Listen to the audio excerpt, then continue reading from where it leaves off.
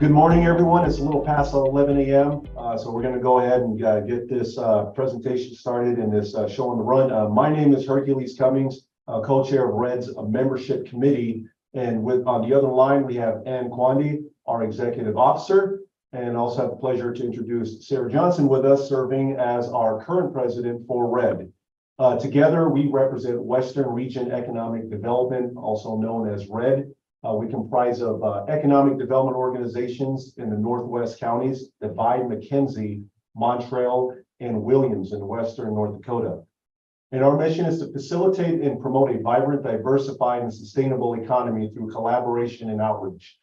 Today, I have the pleasure of introducing none other than Mr. Ryan Nunn, who serves as the Assistant Vice President, Community Development and Engagement for the Federal Reserve Bank of Minneapolis.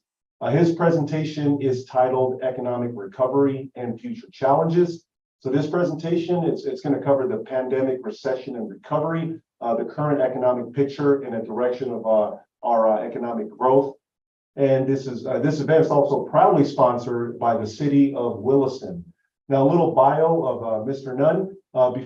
Before his current position, he was a fellow in economic studies at the Brookings Institution and policy director for the Hamilton Project. Prior to that, Ryan was an economist at the U.S. Department of the Treasury, and Ryan's work has been focused on analysis of labor market trends and institutions. He has published research in journals including Labor Economics, the European Economic Review, and annals of the American Academy of Political and Social Science. Ryan received his undergraduate degree in economics from Case Western Reserve University and his PhD in public policy and economics from the University of Michigan, Ann Arbor. So we're happy to have him present today. Now, before I turn to our presenter, just a simple house rules. When it's your turn to ask questions, please be mindful of the background noise and allow it to be clear enough so others are able to listen to your question. We also encourage you to utilize the chat box that's found within the Zoom app for any questions that you have, and they'll get answered in the order that they are received. We also want to note that this presentation is an open forum, so at any point, please feel free to ask Ryan any questions. So with that said, I am going to turn this over to our presenter, Mr. Ryan Nunn. Fantastic. Thank you, Hercules, and thank you, Red. I'm delighted to get to talk with you today about the pandemic, recession, and recovery, both for the country as a whole and for North Dakota, and to the extent the data allow for Western North Dakota. I am very used to a kind of more conversational style to presentations. I'm an economist, and we're sort of notorious for interrupting people on the first slide to ask 6 questions before they get going. So I'm very happy to be interrupted. It's a little hard to see everybody, so I would hope folks would just, come off mute or however you'd like to handle that. But my background, again, is as a labor economist, and so you'll see, a lot of information along those lines. But I tried to take kind of a broader perspective and think, as Hercules said, about the kind of broader economic picture. What we've seen the last couple of years and what that might mean for where we're going. Now, it is very important that I say that what you're about to hear are just my views, and not necessarily those of anyone else here at the Minneapolis Fed or anywhere else in the Federal Reserve System.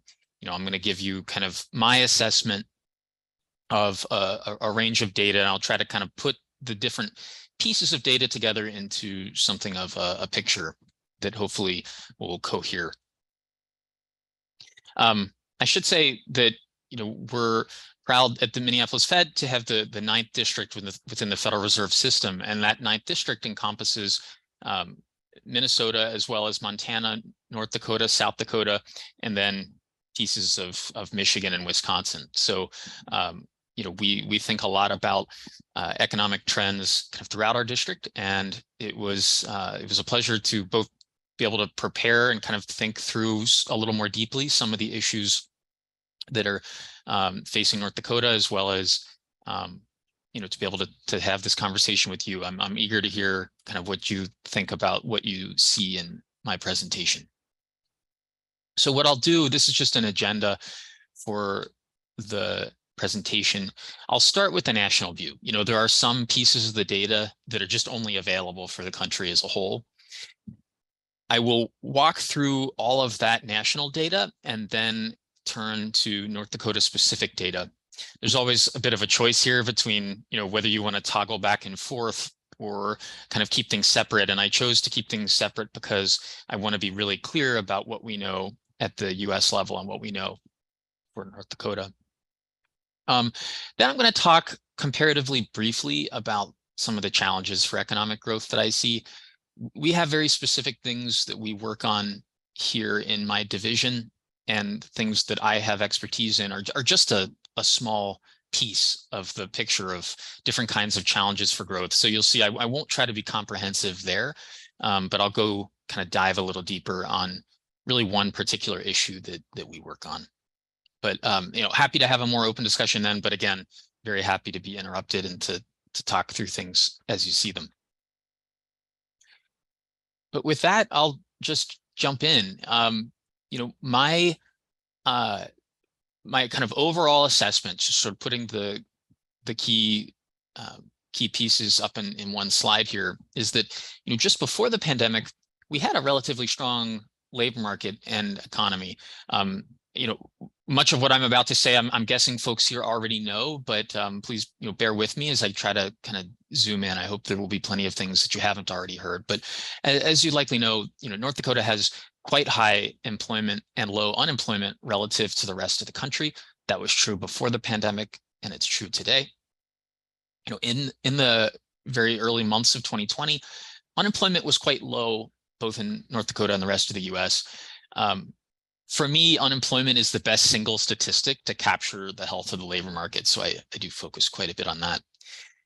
In inflation adjusted terms, we were seeing relatively high wage growth in the latter years of the 2010s, particularly at the lower end of the wage distribution.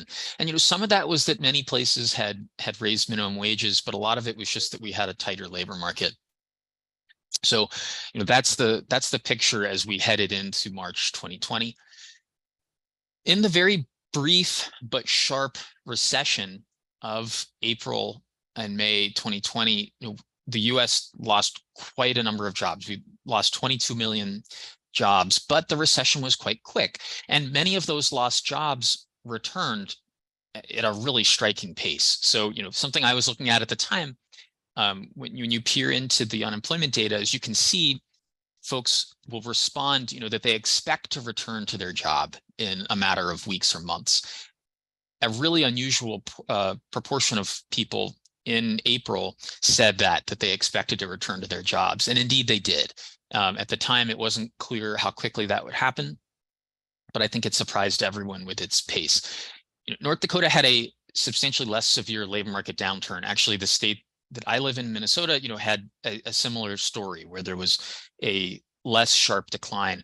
But 4 percentage points of employment decline is still a huge drop in employment. And of course, for the country as a whole, it was even a little more than twice that.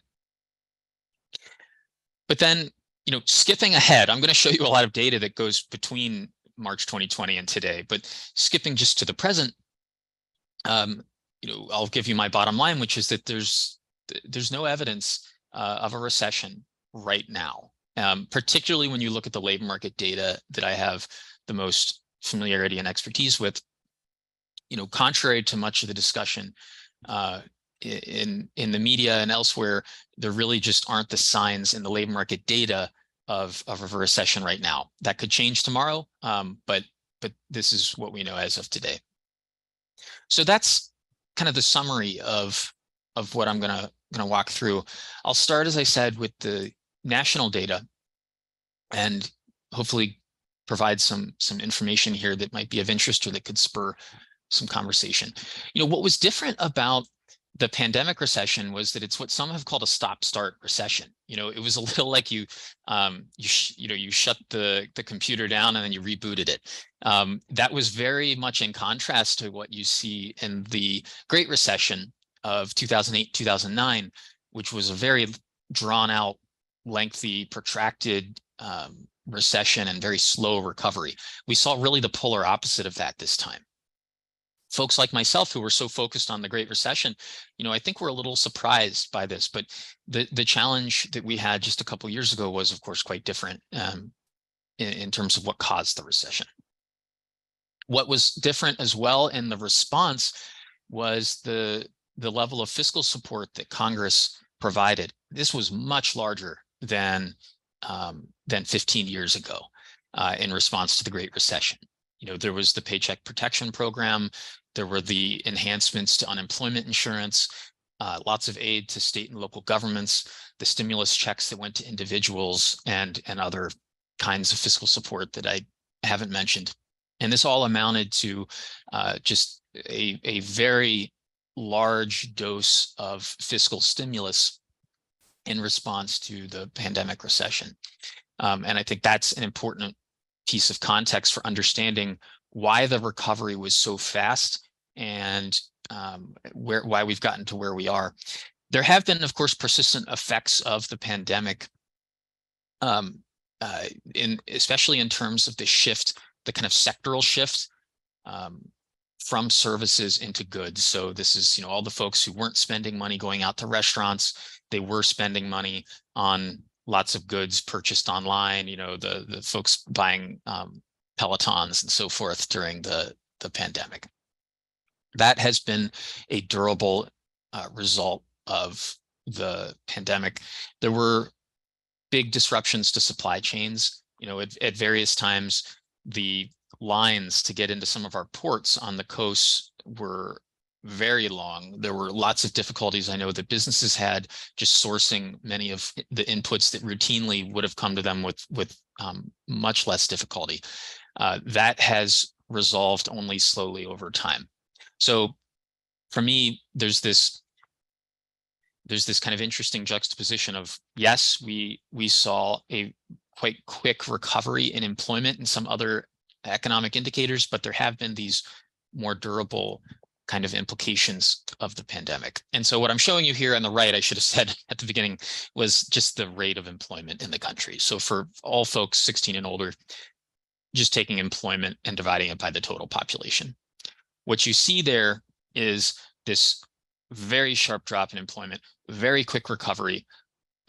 And as of today, we are below where we were just before the pandemic, but this is really about the aging of our population.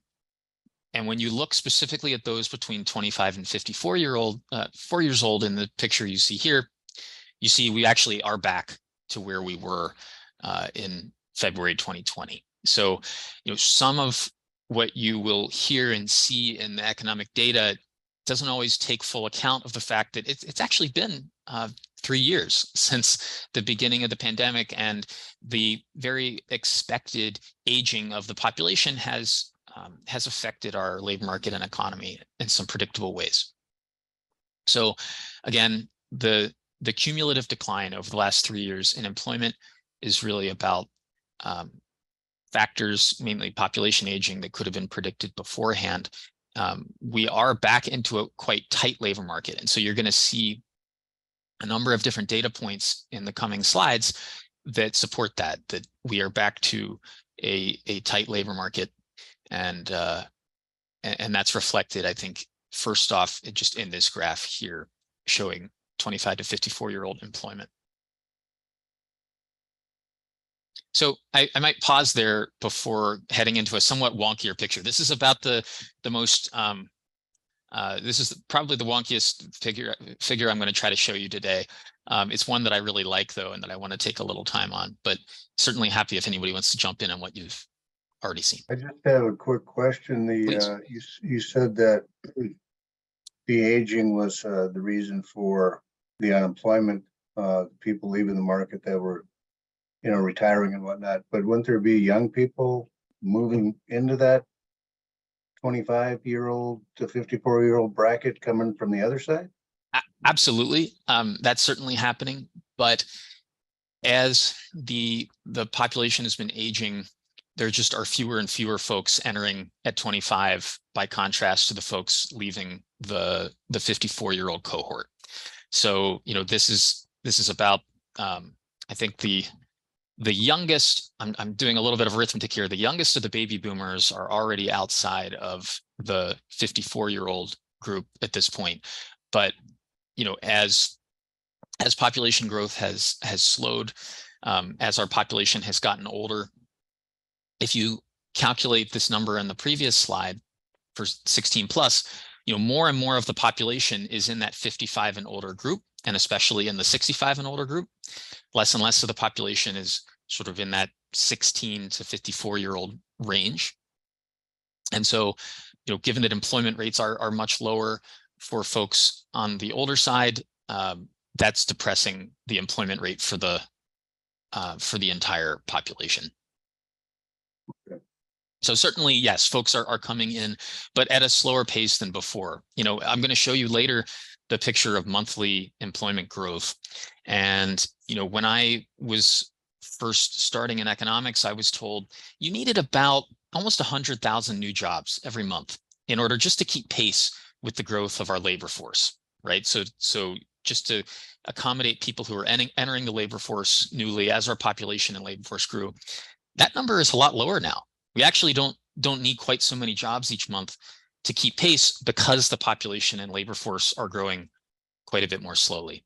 This isn't something I'll have in the rest of the presentation, but there's interesting research about the decline in fertility rates, even just over the last 5 or 10 years, which has been quite fast in the United States and in many other countries. So hopefully that's somewhat helpful in response. Yep, thank you. So, what this picture does, it's a little bit less nuanced than it seems. What we're graphing here in the picture is on the horizontal axis, just the unemployment rate for the US. On the vertical axis, you've got how many job openings there are.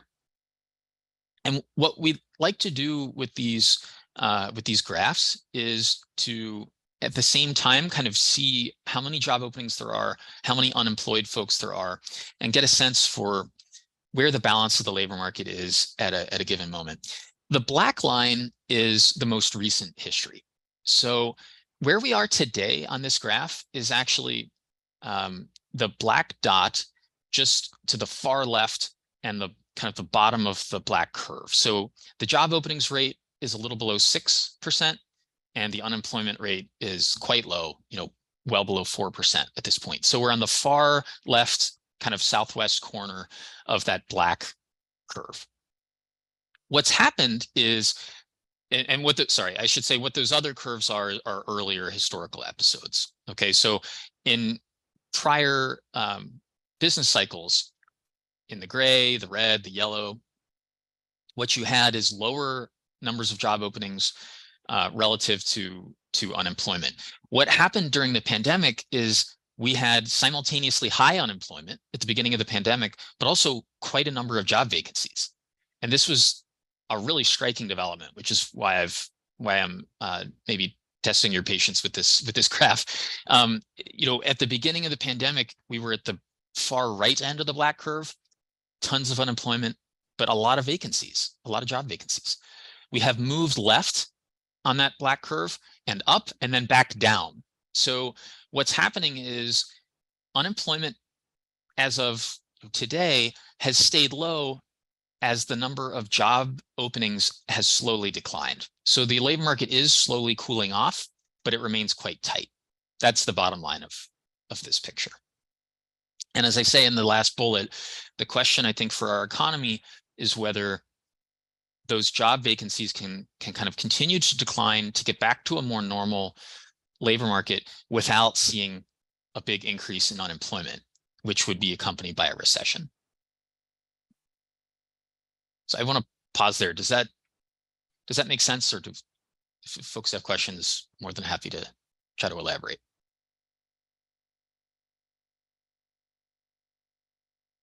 So I'm going to show you some pieces of what kind of underlies this graph in a moment. Another lens on what's happening is the quits rate. So we can see in national data just what fraction of folks are quitting. And so there's been lots of media discussion of, the Great Resignation was a term that media used to describe what was happening a little earlier on. I don't love that because it kind of gave the impression that folks were leaving the labor force, when what's really been happening is folks are quitting one job and going to another. That quit rate in 2018, 2019 was sort of trucking along a little above 2%. It fell briefly, but then quickly got to much higher levels than we saw before the pandemic. It has subsided. So as I said a moment ago, the labor market is cooling off, but it remains hot, it remains tight, and we're still at a quit rate that is above historical norms. And when I talk to, to employers, when I talk to folks who are talking to job seekers, usually I hear this kind of story from the data appearing in what people tell me, though I'd be curious if you're hearing and seeing different things. But usually folks are saying, yes, it's still difficult to hire. Turnover remains high. There are still, a lot of job opportunities out there for many workers, particularly those who are paid at the lower end of the wage distribution.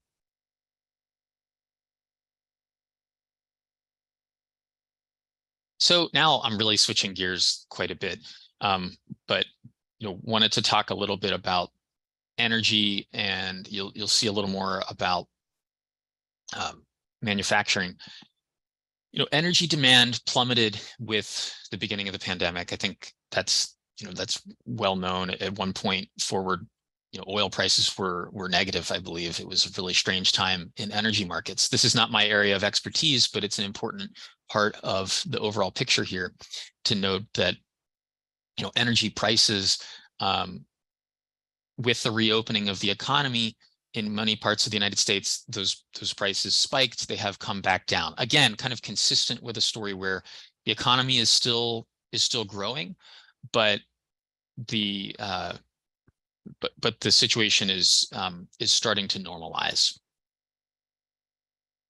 I suspect that some folks here may have a better understanding of some of the data I'm showing you on these few slides than I do, but I wanted to bring to your attention some capacity utilization numbers. So, I've talked a lot about unemployment, and I think of unemployment as telling you about how much spare capacity is there in the labor market. Well, there are equivalent measures in our data for how much of industrial capacity is available. And so on the left, you've got this broader measure of how much utilization of industrial capacity we're seeing. And then on the right, looking just at mining. And on the left, you see this picture of very sharp decline, very quick recovery, and we're basically back to where we were before the pandemic in terms of utilization. With mining, if anything, we're above where we were just before the pandemic. Ryan, I have a question Please. regarding oil. Do you think that what you're seeing out there, like these BRICS nation, working to de-dollarize the dollar as a reserve currency, I think giving the option for the Chinese yuan to be kind of a reserve currency, do you think there's any immediate adverse effects to the dollar, or do you see that as maybe that's kind of a long-term thing? They're just providing another option aside from the dollar. What's your thoughts on that? So I think that's an interesting question. Unfortunately, I am not the best person to answer that. I think you would really need someone with more expertise as an international economist, with more expertise in the energy sector in particular for that side of things. And I just wouldn't want to even really speak to it, simply because my area is really more on the labor economic side, and in particular labor market policies, as you'll see kind of at the end. I have followed some of that discussion, but I just wouldn't want to offer I wouldn't have an informed view of that, unfortunately. But I will say that there are colleagues throughout the Federal Reserve System who do have much more informed views, and would be happy to kind of try to follow up and connect you with some of what they've written on this topic. Okay, fair. Thank you, Ryan. So switching back into an area that I have focused a little more on, and I apologize, sort of along the way, you're getting a what might seem like a somewhat frenetic kind of, back and forth, different types of data, really different sorts of economic indicators.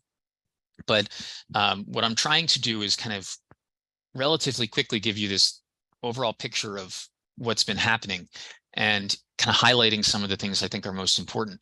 One of those is startups. So I've done a bit of work before the pandemic on the long run decline in business formation in the United States. We have seen declining startup rates for decades, and it's something that's worried me and many others quite a bit. And that's really a whole nother topic that I'm happy to get into if folks are interested.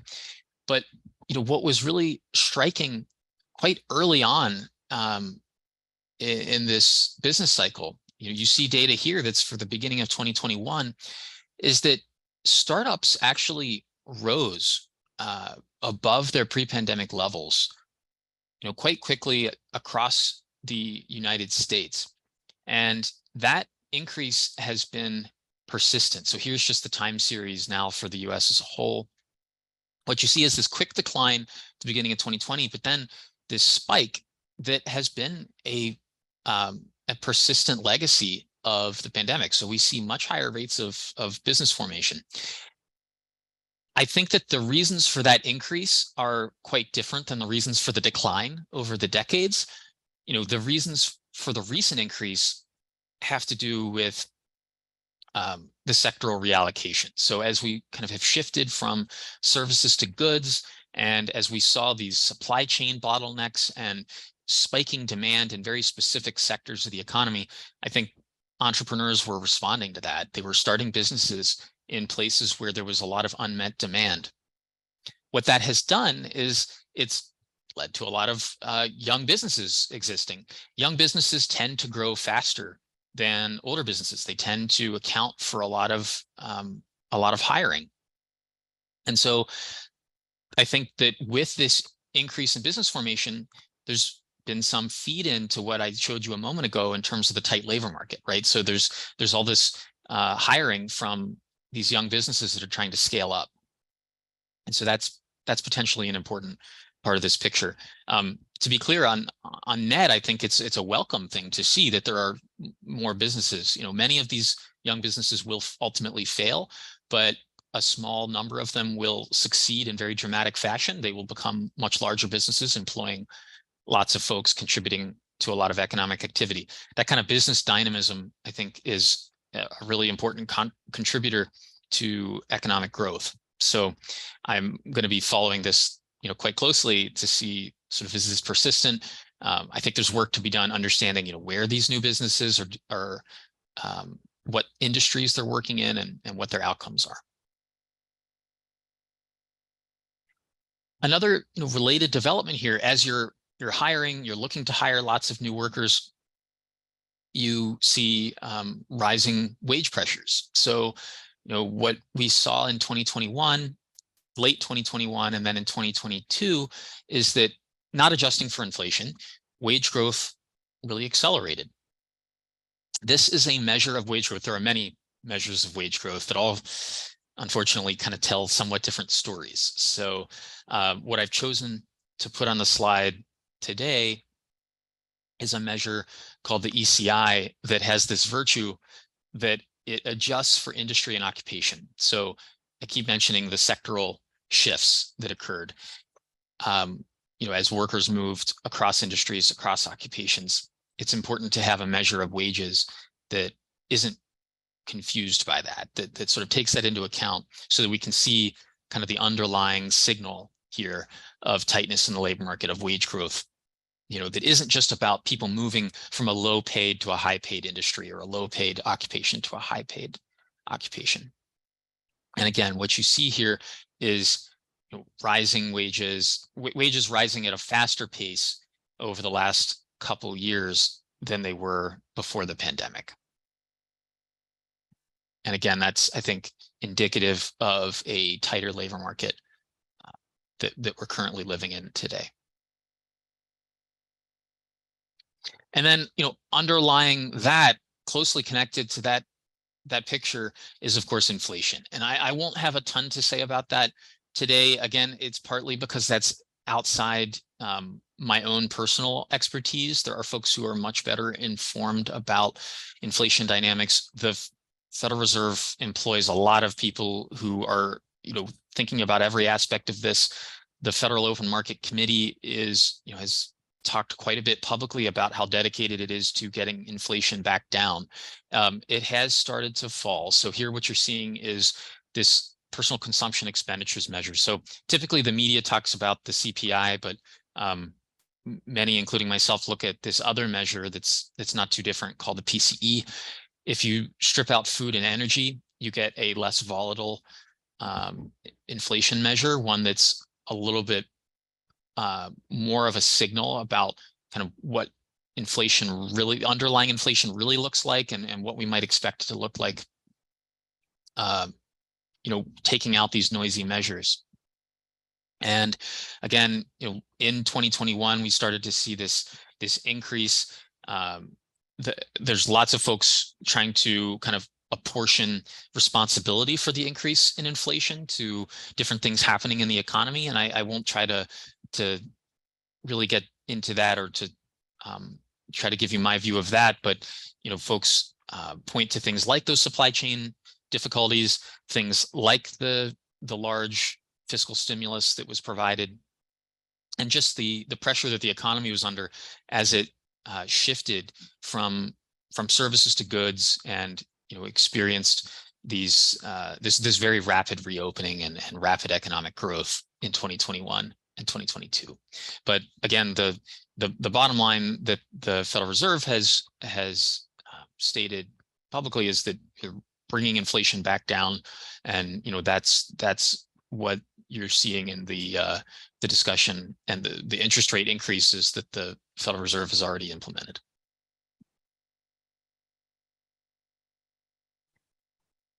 So turning back to employment, and I think I'm quite close to the end of my kind of US level picture.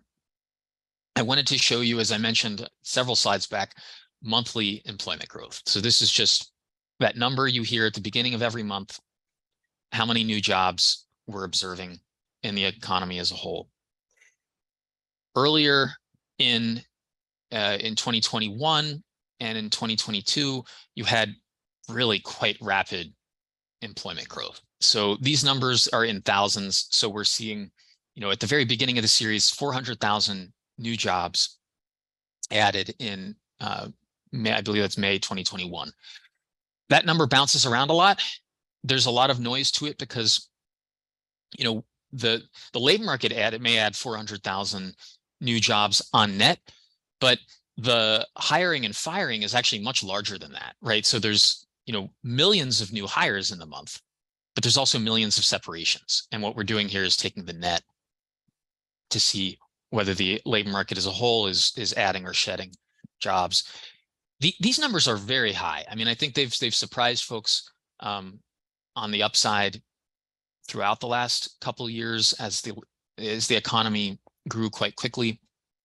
In recent months, that's subsided, but we're still at quite high levels. These numbers in the order of 200,000 new jobs represent an economy that's continuing to gain ground, a labor market that's still gaining ground relative to what it would need just to tread water, right? So just to keep up with the slowing pace of labor force growth in our country, you would need something closer to 50,000 new jobs a month, but we're getting numbers closer to 200,000 or higher. And so that's, again, that's part and parcel of this tight labor market that we see.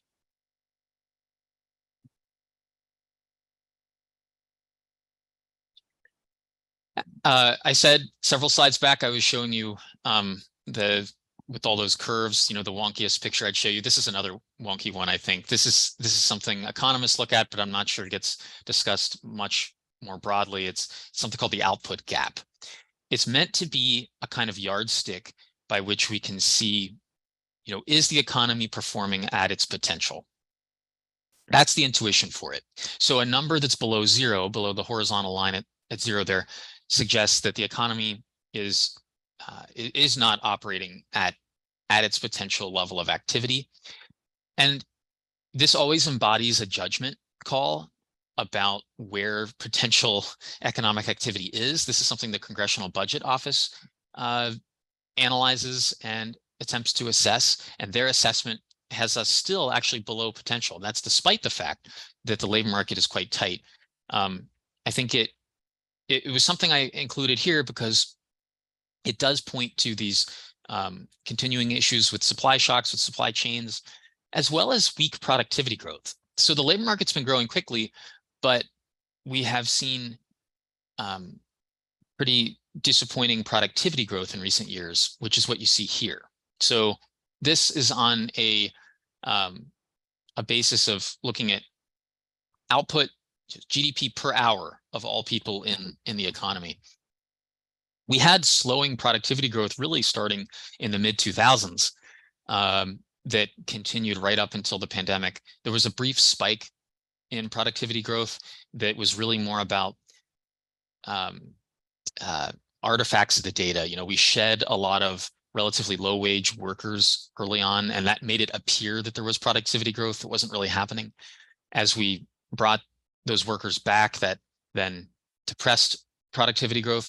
But what I'm trying to draw your attention to are the kind of numbers we're seeing late 2022 and beginning of this year, which are disappointing. You know, we're seeing productivity not growing at the rate that we need long term to give us robust wage growth and faster economic growth overall. That may be something that changes in the coming years as all of those startups explore new ways of doing business, as they introduce new innovations into the economy. You know, that may raise productivity growth. Certainly there's a whole set of discussions around things like artificial intelligence that I'm not the one to give you an expert view on, but that may raise productivity growth as well. So that was actually the last slide for my national picture. And I'll pause there again just to see if folks have any comments or questions. But what I would do now is turn to the data we have that are more specific to North Dakota that might be of interest.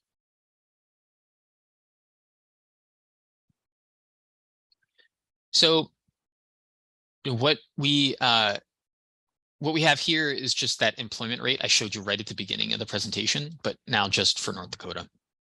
It's really the same picture, except that North Dakota just has much higher employment rates than the country as a whole.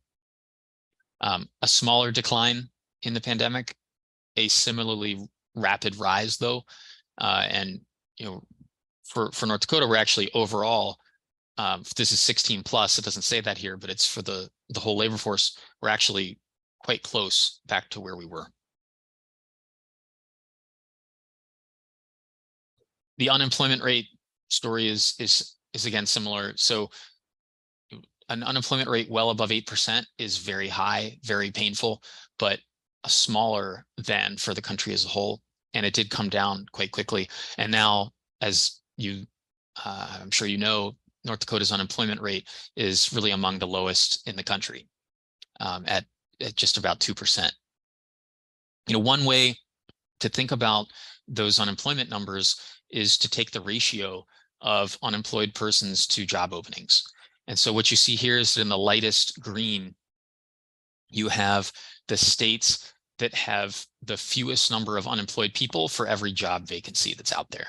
And this is the picture that I've described to Minnesota audiences before, right? That there's quite few job seekers per job opening, really in the upper Midwest generally. So I know that's something that employers are dealing with. It's definitely a challenge. It's not entirely different than what we saw in 2018 and 2019 when there were similarly tight labor markets, but it's a little more pronounced now than it was then.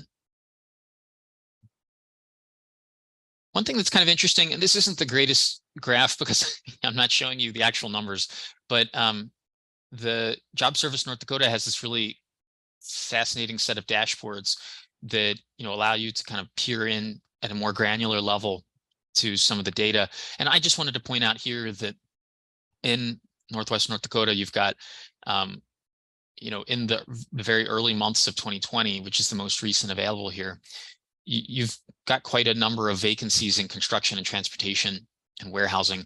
That's actually where a lot of the new businesses opened at the national level. And I think it's not entirely surprising to see that here, but I'd refer you to that website. It's better for kind of playing with yourself than maybe for pulling snapshots for a presentation. But I found it fascinating to see the distribution of the job openings across different sectors of the economy. Another thing I wanted to look at, just to paint the picture here, is per capita income by county, which is one of the relatively few economic indicators that are available at the county level. And so what I take from this graph is that there's pretty robust growth in prior years, and going along with that higher employment rate for North Dakota as a whole than the country. You have somewhat higher per capita income in your 4 counties. It's something that I'm sure you have at least as good a sense of as I do as to the determinants of all of that, but I think it's important context for thinking about what's been happening in the last few years. North Dakota oil production is something that we track on one of our dashboards at the Minneapolis Fed. Again, something you probably have perhaps a more intimate knowledge of than I do, but I thought it was important to show here that while oil production is a bit below the pre-pandemic level, it's really been this quite striking development. It's something that in other contexts I often discuss with audiences. The economic importance of this really can't be understated in the economic history of the U.S. over the last 10 years or so.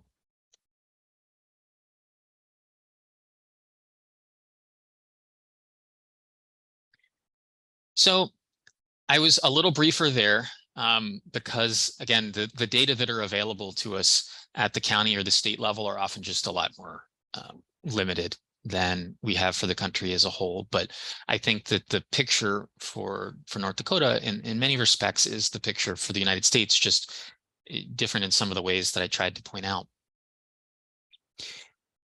What I was hoping to do now is pivot to talking about some of the challenges for economic growth in the years ahead. My perspective, just given the kind of work I've done, is a little bit less about the challenges, say, in the next quarter, or even just in the remainder of 2023, and more about the long run challenges. So what I'm going to talk about really very briefly is the some of these key, very high level kinds of headwinds that I think about. There are others. I don't pretend that this is a comprehensive list. And then I'm going to get even more specific in my remaining slides and talk about just one of these examples that I work on.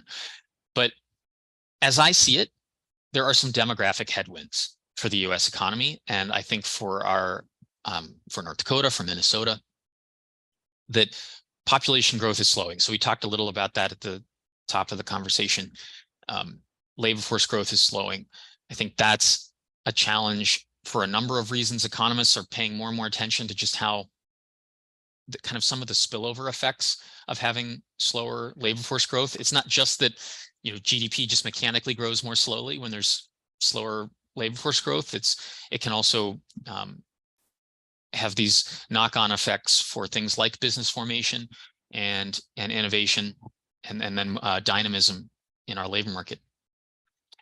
There's also a long-standing a lot of research evidence about the challenges of distance. So lots of urban economists in particular have studied what economists call agglomeration economies. So the economic advantages that sometimes accrue to folks in more dense places. And I think there's a lot of important work in economics and policy to do in terms of thinking about how to transcend those challenges of distance and lower density. Switching to what I think of as more economic dynamics, that weak productivity growth that I described is in some ways perhaps our most important challenge in my view as an economist. we had relatively rapid productivity growth in the post-war, so 1945 to around the early 70s. We had quite rapid growth.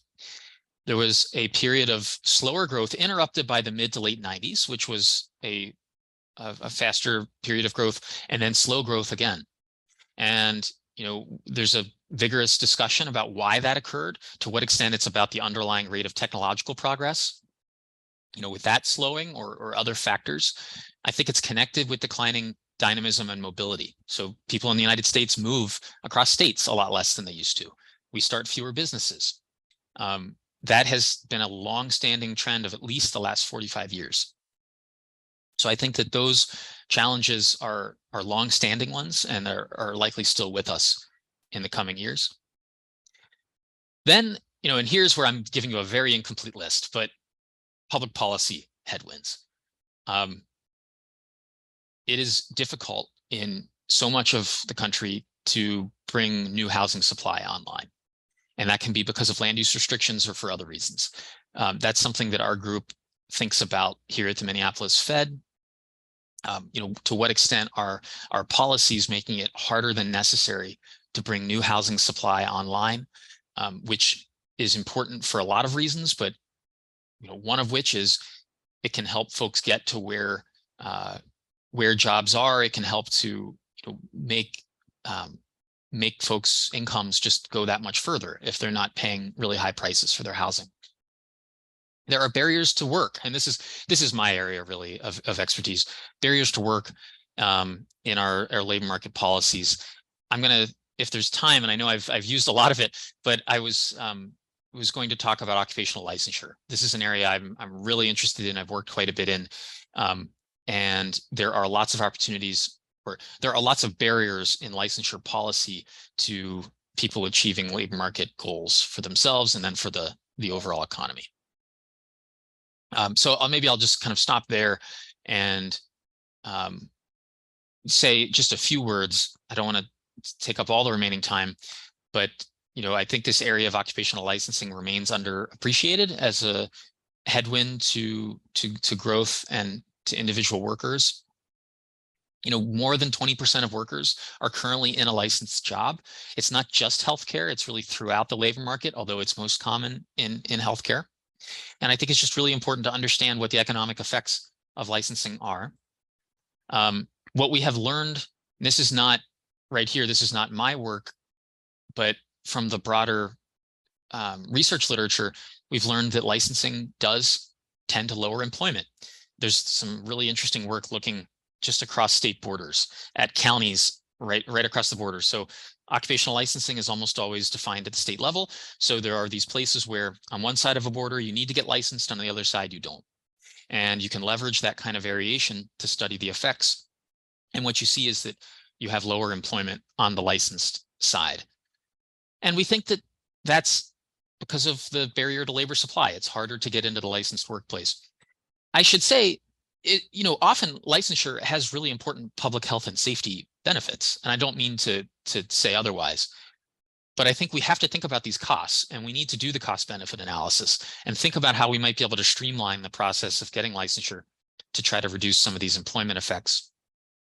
What I am interested in particular are the disproportionate costs that some groups face, and in particular, immigrants. So that's something that I've worked on really recently.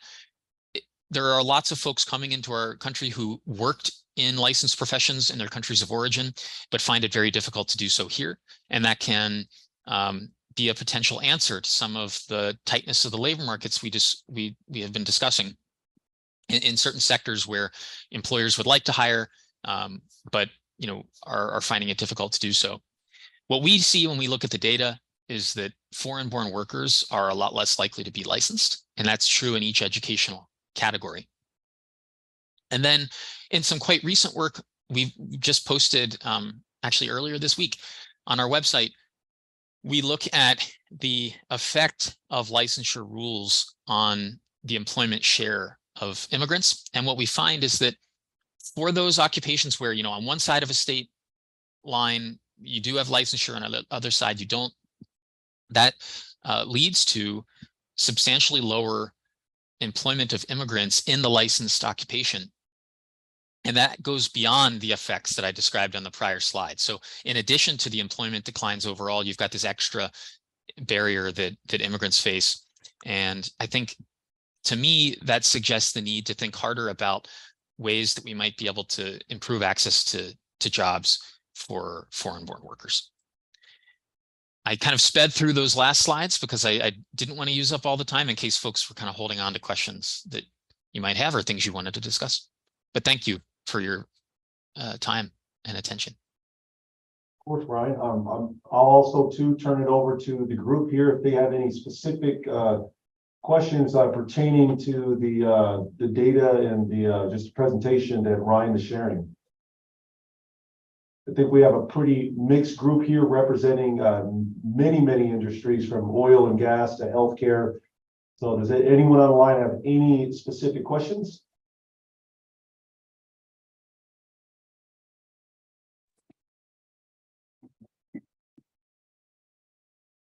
Say, I've got a question about the housing and the barriers of land use.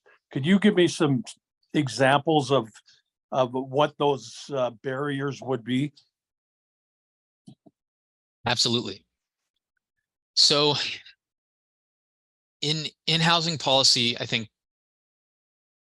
there are a number of places. It used to be, I think, just places, or at least it was believed to be just places like the Bay Area or large cities on the coast that had zoned land in a way that made it hard to build more housing. So, you might have places, for example, really close in to the center of Boston that are zoned just for single family lots that have, minimum lot sizes that are not zoned for multifamily housing or even for duplexes and triplexes.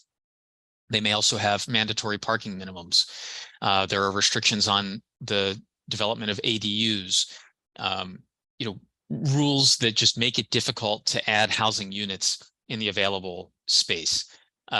My sense, and I think the sense of people who work on this, is that that's certainly no longer just an issue of those coastal cities, that lots of communities throughout the United States are finding it difficult to build housing, in part, not exclusively, but in part because the rules that govern where and what you can build make it difficult to put in a lot more housing. And there is, in the research, a demonstrated link between those restrictive rules and housing prices. So you end up with less housing supply and higher housing prices. And I think that's, as a matter of economic theory, it's really kind of Econ 101.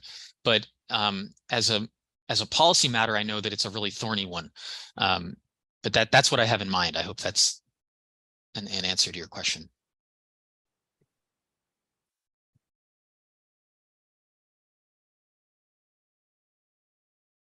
Ryan, I have a question as well, and we could discuss offline. Could you point us, so housing has also been a challenge here in Western North Dakota, very similar to on a national level, but are you able to point us to the resource on, historical public policies or initiatives that have been conducive or correlated to housing growth? Or just accelerated housing growth? I'm interested to know what, like what policies in the past have contributed to, in housing growth in a favorable way. Mm-hmm. Let me follow up with you about that. And in particular, I'd like to get my colleague, Libby Starling, is a housing expert, really a specialist in that area. And I'd like to kind of pick her brain a little bit about what might be useful resources to share. I have some things in mind, but yes, love to follow up. Excellent. Yeah, it's been a pretty complex Rubik's Cube that we're trying to solve here as well. So thank you again for that. Anybody else on the line that has any other questions? I think I have one more, and I don't need to speak for any of the university programs or the training programs, but I think we're also interested in knowing what resources are out there that kind of closes the gap for the licensure. again, what programs exist out there that streamlines that, and it'll give us something to think about as we're kind of restructuring that, and we're facing the same exact problems as well. And our goal here on a local level is to to train and also employ these workers. So I'm interested to know what kind of resources and what they're doing out there in Minnesota or South Dakota that's been deemed successful. I would also love to follow up on that. I mean, I think that something that I've gotten an increasing appreciation for as I've worked on licensure, I started working on this probably around 2012, and I was very focused at the time on what were the rules in statute for in state statute for licensing. And what I've come to appreciate is that it matters quite a bit what licensing boards do, and then also the resources that are provided to people who are trying to navigate licensing. So this is, I think, part of the issue with difficulties immigrants face in navigating our licensure rules, is that sometimes it's difficult. It's a complicated, kind of opaque system in some cases. And, having resources, even just guides to kind of what the process is that lay things out clearly can be helpful. And there are lots of efforts that various states are undertaking that are in that spirit, like trying to help people navigate the licensing systems. Yeah, we'd be definitely interested in following up on that. Anyone else? We're kind of at the hour right now, so does anyone else have any other questions? Oh.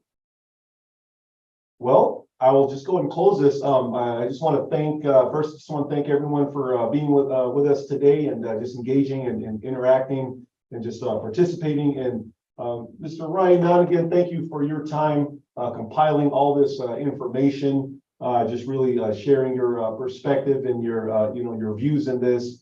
There's a lot of data. Thank you for simplifying that, and a lot of statistical analysis that we find very, very helpful. And a lot of it is reinforcing some of the things that we know as well. There's other good data there. And I think you answered a lot of pressing and hot topics that are in the minds of North Dakotans. And so we hope that in the future we'd love to have you again provide a follow-up on the state of the economy here and the pathway to recovery. So as Western North Dakotans, I think we overall remain overly optimistic. So hopefully it's up from here. So again, thank you, Ryan, for presenting today. So we're privileged to have you. Thank you for having me. This was great, and I appreciate the opportunity. Have a good rest of your day. Yes, awesome. And then for everyone else, I just want to that have colleagues that are not able to attend this meeting. We just want to again remind you that this meeting will be available on the RED website. So that's rednd.com. Also a YouTube channel. It'll take about a 2-week turnaround. So please feel free to share that with any of your associates or colleagues. And if you wish to become a member of RED, please reach out to us at rednd.com. And just as a reminder for tomorrow, we do have Rich Garman from the Director of North Dakota Department of Commerce presenting as well and giving us an update on sustainable development initiatives. Again, we want to thank you for being available, and Mr. Ryan Nunn as well, and enjoy the rest of your days. Thank you.